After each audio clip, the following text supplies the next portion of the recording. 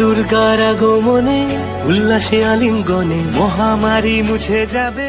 নমস্কার বন্ধুরা, UNI let's rock টুগেদারে তোমাদের আরও একবার ওয়েলকাম জানাই। আর এবার কিন্তু পুজোর পর্ব নিয়ে চলে এসেছি আমরা। আর এবার কিন্তু পুজো পরিক্রমা। আর প্রথম দিনই চলে এসেছি কল্যাণীতে আজকে দুটো জায়গায় আমরা পুজোর মণ্ডপ সফর করব। আর প্রথমেই কিন্তু চলে এসেছি স্কোয়ার A9-এ। আর এরপরে যাব আমরা কল্যাণী ITI লুমিনাস ক্লাব রয়েছে, সেখানে পুজো দেখতে যাব। চলো তাহলে আজকে তোমাদের প্রথমে স্কোয়ার A9-এর প্যান্ডেলটা তোমাদের দেখিয়ে দিই। চলো দেখতে থাকো। আমরা ঠিক করেছিলাম প্রথমে কল্যাণী ITI মোড়ের যে লুমিনাস ক্লাবের পুজোটা হয় সেটা দেখে তারপর A9 স্কোয়ারের পুজোটা দেখতে যাব। কিন্তু তখন ভার্চুয়ালি উদ্বোধন হচ্ছিল সব পুজোগুলো এবং সব লাইট ঠিকঠাক জ্বলেনি তখনও। তো ঠিক করলাম যে লুমিনাস ক্লাবটা ফেরার পথে দেখব। চলে গিয়েছিলাম ITI মোড় থেকে একটা টোটো নিয়ে এই A9 স্কোয়ারের পুজো দেখতে। তো মণ্ডপটা সাজসজ্জা তখনও কমপ্লিট হয়নি। গত বছর এখানে কিন্তু 4 ধাম তৈরি হয়েছিল, আর এবছর হয়েছে অক্ষরধাম, মানে অক্ষরধামের আদলে এই মণ্ডপটা তৈরি করা হয়েছে। আর মণ্ডপে তখনও সব আলোগুলো জ্বলে ওঠেনি এবং প্রচুর কাজ চলছিল। তোমরা দেখতেই পাচ্ছ কি সুন্দর করে এই মণ্ডপটা তৈরি হচ্ছে। আর এটা কিন্তু আগামী 2-3 দিনের মধ্যে তোমরা আরও সুন্দরভাবে দেখতে পাবে। সব আলো তো জ্বলে ওঠেনি, আর প্রচুর কারুকার্য করা রয়েছে মণ্ডপে অক্ষরধামের আদলে। এই A9 স্কোয়ারের পুজোটা কিন্তু কল্যাণী স্টেশনের খুবই কাছে, 5 থেকে 7 মিনিট হাঁটা ডিস্টেন্সে কিন্তু এই A9 স্কোয়ারটা পড়বে।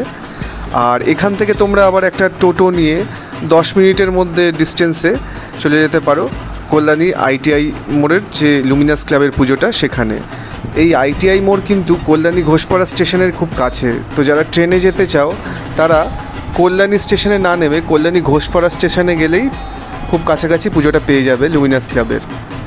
তো বিগত কয়েক বছর ধরে তোমরা দেখতেই পাচ্ছ যে এই দুটো পুজো কিন্তু খুবই ট্রেন্ডে রয়েছে।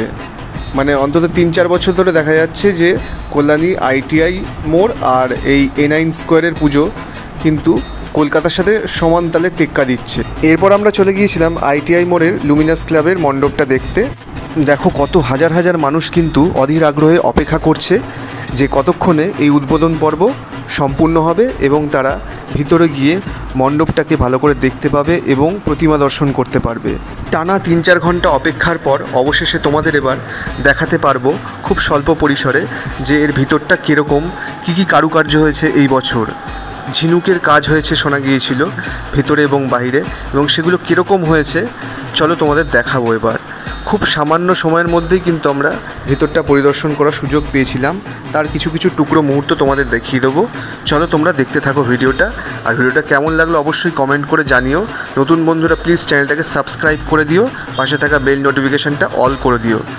আর ভিডিওটা ভালো লাগলে প্লিজ শেয়ার করে দিও সকলের সঙ্গে, একটা লাইক করে দিও। চলো তাহলে ভেতরে যাওয়া যাক।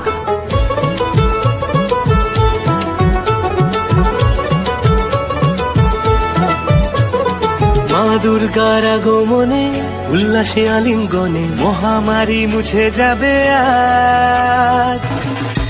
ভিতরে এত ভিড়, এত উন্মাদনা খুব সামান্য সময়ের জন্যই কিন্তু ক্যামেরা করতে পেরেছিলাম। তো যেটুকু পেরেছি সেটুকু তোমাদের দেখালাম। আজ এটুকুই, আসছি নতুন পর্ব নিয়ে পুজো পরিক্রমার। সবাই পুজো খুব ভালো কাটিও।